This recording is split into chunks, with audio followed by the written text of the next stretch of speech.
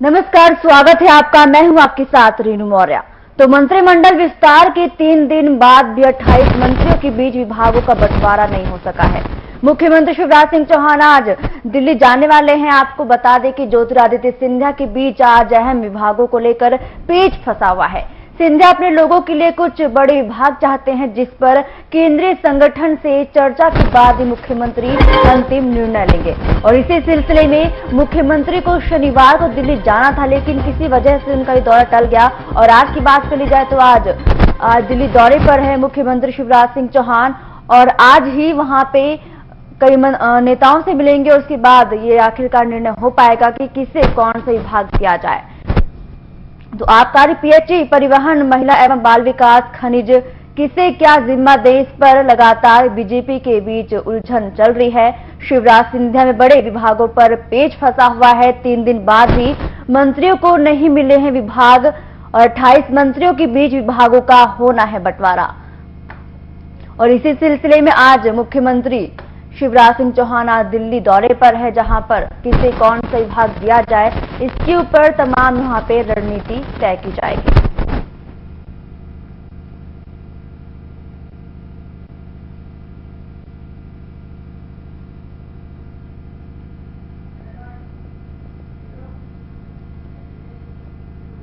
और आज हम इसी पर विस्तार से चर्चा करेंगे। हमारे सहयोगी शिवम पारायण हमारे साथ जुड़ गए। तो मंत्रिमंडल विस्तार के 3 दिन बाद भी 28 मंत्रियों के बीच विभागों का बंटवारा नहीं हो सका है, जिसको लेकर आज मुख्यमंत्री शिवराज सिंह चौहान दिल्ली दौरे पर है। आखिरकार पेच कहां फंसा हुआ है?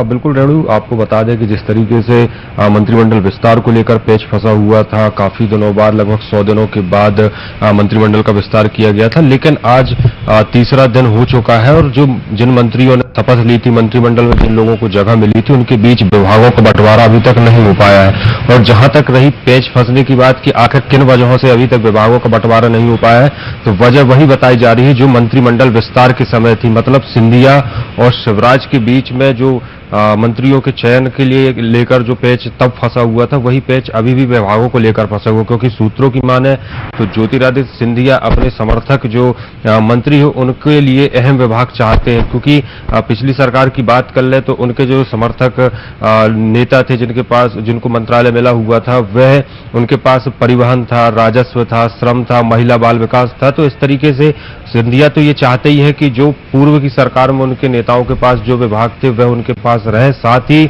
कुछ महत्वपूर्ण अन्य विभाग भी हैं वो भी उनके पास रहे। उसी को लेकर कहीं ना कहीं ये सहमति नहीं बन पा रही है, जिसको लेकर आज तीसरे दिन भी विभागों का बंटवारा नहीं हो पाया है। और मुख्यमंत्री शिवराज सिंह चौहान इन्हीं नामों को फाइनल करने के लिए दिल्ली दौरे पर भी है कि वहां जाकर वो केंद्रीय नेतृत्व से बात करेंगे, और संभवतः वो वहां पर ज्योतिरादित्य सिंधिया से भी मिलेंगे, और वहां से जो नाम है वो फाइनल किए जाएंगे। उसके बाद यहाँ पर विभागों का बंटवारा हो सकता है। तो कुल मिलाकर जो पेच मंत्रिमंडल विस्तार को लेकर फंसा हुआ था, वही अब विभागों के बंटवारे को लेकर भी देखने को मिल रहा है। क्योंकि शिवराज सिंह चौहान अपने खेमे के जो लोग हैं उनको महत्वपूर्ण विभाग देना चाहते हैं, वही ज्योतिरादित्य सिंधिया अपने लोगों के लिए महत्वपूर्ण विभाग चाहते हैं। और इसके साथ ही जो केंद्रीय नेतृत्व है वो भी अपने हिसाब से विभागों का बंटवारा करना चाहता है। तो इन तमाम परिस्थितियों को देखते हुए ही शिवराज सिंह चौहान का दिल्ली दौरा हो सकता है, और वहां पर ही विभागों के बंटवारे को लेकर सहमति बनाई जा सकती है। जी बिल्कुल, पहले मंत्रिमंडल विस्तार को लेकर समस्या बनी थी, लेकिन अब किस मंत्री को कौन सा विभाग दिया जाए, इसको लेकर लगातार समस्या बनी हुई है। और देखा जाए तो हर चीज अब दिल्ली से तय हो रही है।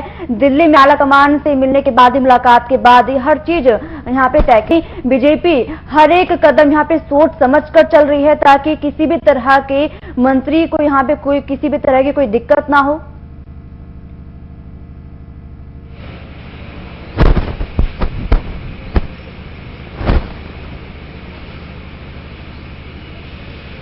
बिल्कुल, जिस तरीके से जो भी फैसले अभी लिए जा रहे हैं शिवराज सरकार में, वो कहीं ना कहीं दिल्ली में जब उन विषयों पर सहमति बन जाती है उसके बाद ही कोई भी निर्णय प्रदेश स्तर पर लिए जा रहे हैं। चूंकि मंत्रिमंडल विस्तार के बाद से भी बहुत सी जगहों से बहुत से जो सीनियर नेता हैं, उनके पूर्व मंत्री रहे हैं, उनकी नाराजगी देखने को मिली थी क्योंकि उनको मंत्रिमंडल में शामिल नहीं किया गया था। खासतौर से विंध्य क्षेत्र की और महाकौशल क्षेत्र की बात कर ले तो वहां से जो नेता हैं उनको प्रतिनिधित्व का मौका कम दिया गया है या ना के बराबर दिया गया, जिसको लेकर नाराजगी देखने को मिली थी।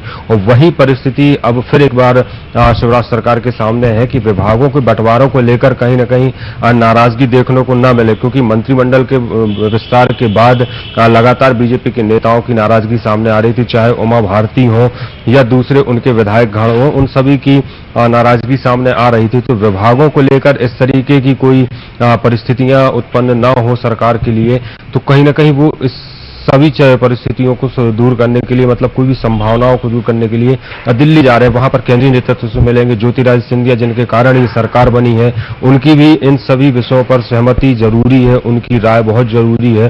तो उनसे भी वहां पर मुख्यमंत्री मिलेंगे, जिससे कि जो भी वहां पर निर्णय लिया जाएगा उसमें किसी भी प्रकार के मनभेद नहीं होना चाहिए, जिससे कि मध्य प्रदेश में बीजेपी को किसी भी प्रकार की कोई विरोध का सामना करना पड़े। क्योंकि उपचुनावों को देखते हुए भी ये कहा जा रहा है कि मंत्रिमंडल का विस्तार किया गया है, ग्वालियर चंबल संभाग में ज्यादा प्रतिनिधित्व दिया गया है, और अब विभागों को लेकर भी वही परिस्थिति बनी हुई है कि बीजेपी इस तरीके से विभागों का बंटवारा करना चाहती है कि लोगों में विरोध उत्पन्न न हो, ताकि आने वाले उपचुनावों को प्रभावित न किया जा सके। जी बिल्कुल। यहाँ पे एक बात और है कि मंत्रिमंडल विस्तार की अगर बात की जाए तो सिंधिया गुट का ज्यादा दबदबा देखने को मिला है, क्योंकि सिंधिया भी यही चाहते थे कि अगर मंत्रियों की विभागों की बात कर ली जाए तो सिंधिया अपने लोगों के लिए कुछ बड़े विभाग भी चाहते हैं।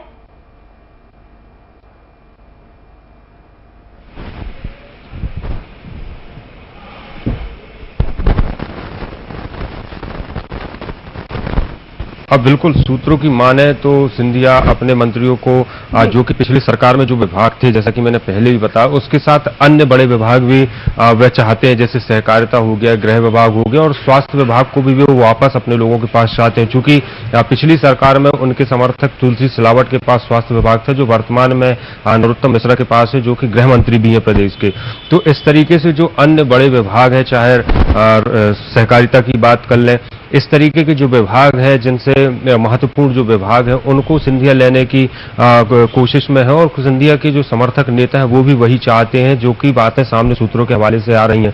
क्योंकि तुलसी सिलावट पास स्वास्थ्य विभाग था, अब उनके पास जल संसाधन है, तो तुलसी विभाग भी चाहते हैं कि उनको कम से कम जो पिछली सरकार में जो विभाग उनके पास था उसी के समकक्ष विभाग उनको मिले। तो इस तरीके से जो महत्वपूर्ण विभाग है, पूर्व में मिले हुए विभागों के साथ साथ जो और भी अन्य बड़े और महत्वपूर्ण विभाग हैं, उन विभागों को भी सिंधिया कहीं ना कहीं अपने तरफ मांग कर सकते हैं अपने लोगों के लिए। क्योंकि भी मंत्रिमंडल विस्तार में जिस तरीके से उनके लोगों को मंत्री पद दिए गए, तकरीबन मंत्रिमंडल में 41% की भागीदारी सिंधिया समर्थकों की है, तो वो इस बार भी विभागों के बंटवारे में भी अपना दबदबा बरकरार रखने की कोशिश करेंगे। जी बिल्कुल। एक समस्या और यहाँ पे शोम की, अगर वित्त मंत्रालय की बात करी जाए तो वित्त विभाग किसे दिया जाए, ये भी इसको लेकर भी उलझन लगातार जारी है। कहा तक वित्त मंत्री जयंत मल्लैया रहे, जिसको लेकर 2018 के चुनाव की बात करी जाए तो 2018 के चुनाव वो हार गए थे। तो क्या लगता है कि इस बार वित्त मंत्रालय किसे दिया जा सकता है? क्या इसको लेकर भी लगातार बीजेपी के भीतर उलझन जारी है?